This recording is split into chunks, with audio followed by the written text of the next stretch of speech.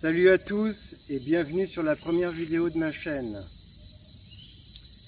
Je viens donc d'acheter un Honda ADV 350 année 2025.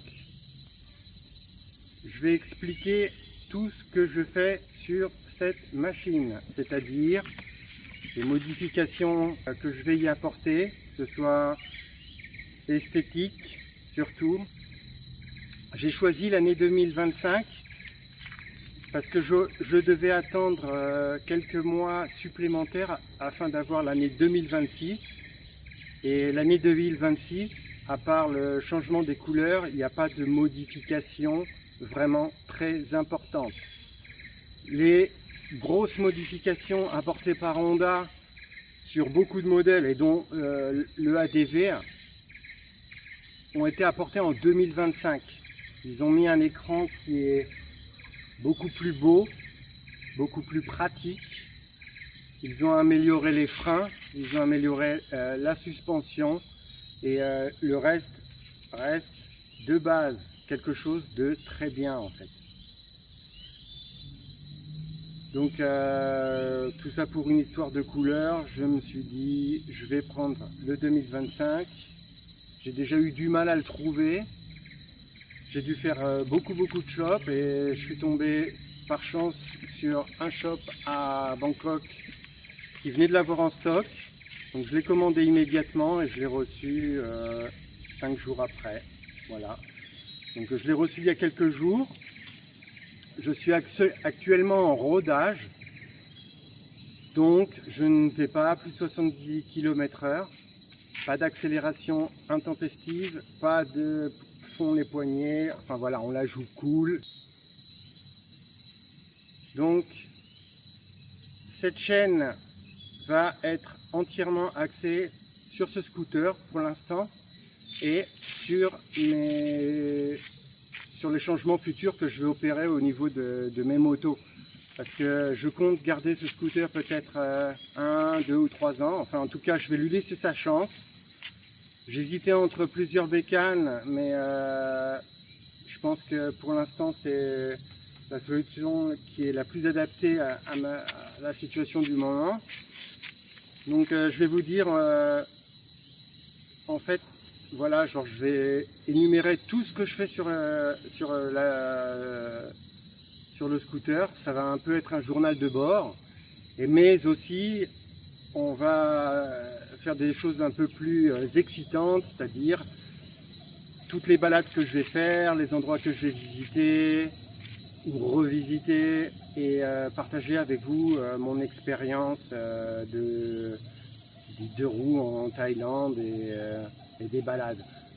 Surtout dans le sud, c'est là où j'habite, donc Phuket, Krabi, Phang Nga, Surat Thani.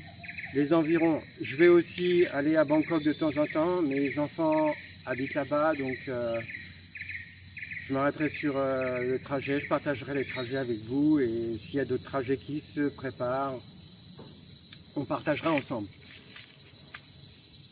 Pourquoi ai-je choisi cet ADV plutôt que le Forza ou par exemple le Transalp ou une autre grosse bécane disponible sur le marché? Donc j'hésitais beaucoup, enfin j'ai eu un Tracer 900 GT récemment et ça ne convenait pas forcément à mon utilisation parce que j'habite dans un endroit qui est un peu reculé. Le chemin n'est pas parfait, il y a beaucoup de terre, des graviers, dans la saison des pluies c'est pas facile, donc j'avais quand même quelques soucis avec la béquille centrale qui touchait par un moment, donc la garde au sol n'était pas, enfin c'était pas fait pour, donc je l'ai changé. Ma femme ne se sentait pas à l'aise non plus pour monter dessus, elle est petite, et donc j'ai décidé de prendre ça pour l'instant, pour ce qu'on veut faire en ce moment, étant donné qu'on n'a plus des enfants, on va avoir un peu plus de temps d'aller se balader. Donc quelles sont les raisons pour lesquelles j'ai choisi? Déjà la fiabilité Honda, hein. Donc on en parle, pas besoin de rentrer dans les détails, tout le monde connaît. Donc en numéro 2, le confort. C'est une selle qui est quand même bien large, Il y a beaucoup de place. Il y a beaucoup de place aussi en dessous.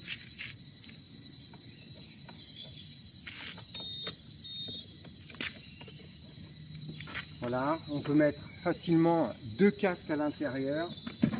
Donc pas besoin de rajouter un top case qui n'améliore pas forcément l'esthétique du scooter.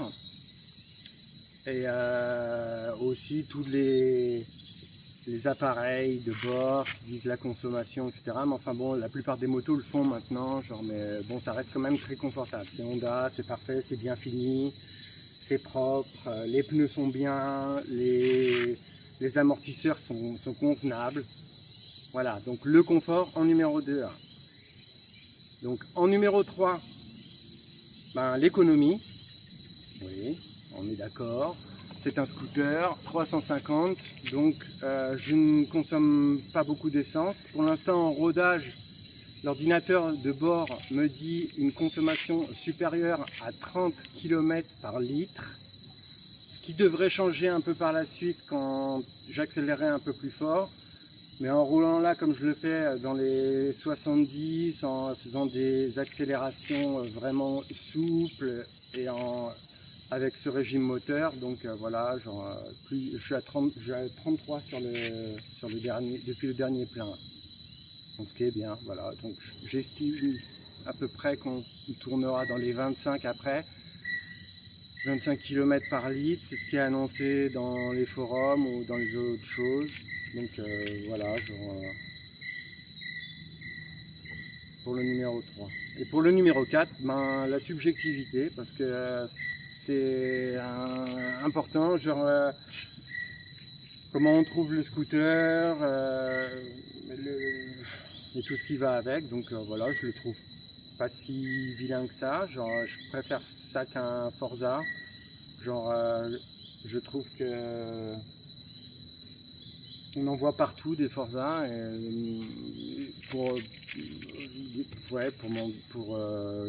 je le préfère. Voilà, c'est tout. Voilà ce qui est de mes choix. Je ne vais pas rentrer dans les détails techniques, je vous épargne ça, hein, on n'a pas le temps, vous trouvez ça très facilement ailleurs. Donc il y a tout plein de sites qui vous expliqueront tous les détails qui servent à rien, qui en fait genre qui font qu'embrouiller l'esprit. Donc non, c'est pour l'instant avec les quelques kilomètres que j'ai fait, ouais, c'est une bonne machine, ça se conduit très très facilement. Donc la hauteur de fourche et tout ça, la taille des pneus, etc. C'est le cadet de mes soucis. Je m'en fous. Ouais, ok, voilà. Point barre. Ensuite, seule modification que j'ai fait pour l'instant, c'est changer un petit truc transparent, là, une protection pour l'écran. C'est le seul truc que j'ai fait. Et j'ai commandé aussi, j'ai rajouté quelque chose pour protéger l'intérieur du coffre qui est en dessous. Parce que on a tendance à facilement mettre des rayures en mettant des choses dedans. Genre après, au bout d'un moment, on se dit quel dommage, si j'avais su, ben, je l'ai déjà fait avant. Donc là, j'ai acheté cette protection-là. Je vais changer aussi la visière parce que je trouve que c'est très vilain. Et puis ça ne protège pas vraiment du vent en fait. Genre, j'ai déjà essayé sur une grande route. Donc je vais changer ça.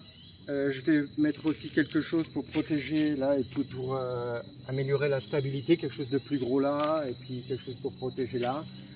Et quand le rodage sera fait, je vais très certainement changer le filtre à air pour les autres modifications. Peut-être changer les billes du variateur, mais pour l'instant je ne sais pas parce que je ne suis pas très lourd, je fais que 70 kg, donc pour moi l'accélération me semble plutôt pas mal en allant un quart ou à la moitié de la poignée. Donc on verra.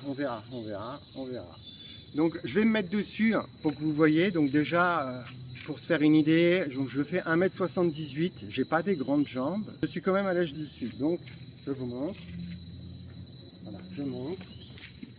Et je suis pratiquement pied à plat quand je suis un peu devant, un peu derrière, quand il y a un passager. Voilà, j'ai les deux pieds là qui sont pareils. Mais je suis bien stable, pas de problème. Franchement, c'est très agréable. C'est toujours plus agréable que ces motos comme le Tracer là, que j'avais, qui sont quand même assez hautes. Donc c'est gérable, hein. Il faut mettre des chaussures et avoir l'habitude de passer la vitesse. Mais quand on fait monter quelqu'un derrière qui n'est pas habitué, qui a un peu peur, ça pose, c'est un peu stressant, ça pose des problèmes, mais c'est quand même plus agréable d'avoir quelque chose comme ça là pour l'instant. Donc surtout en duo. Donc plus tard je verrai, je vous partagerai quand j'aurai pris la décision de si je prends une autre bécane à côté. Mais il ne s'agit pas de ça pour l'instant, il s'agit de la DV. Voilà, les présentations sont faites. Donc pour récapituler, il s'agira bien de faire un journal de bord. On va énumérer tout ce qui se passe. Je vais détailler toutes mes sorties, partager avec vous. Et bien sûr, je vais m'acheter une caméra digne de ce nom pour pouvoir partager un peu plus les moments de route et tout ce qui va avec. Parce que pour l'instant, j'ai que mon smartphone. Bon, c'est bien pour la présentation aujourd'hui, mais pour le reste, je pense que ça ne va pas être suffisant. Donc, on va investir dans quelque chose de plus intéressant. Voilà, c'est tout pour aujourd'hui. Donc, on se donne rendez-vous à la prochaine étape, c'est-à-dire la vidange. Je vous donnerai une impression du scooter plus tard, un peu après la vidange. Et entre deux, je ne sais pas si je mettrai comment j'installe les petites modifications pour que vous voyez les changements que ça peut avoir. Uniquement sur l'esthétique et un peu sur le confort aussi, pour la prise au vent,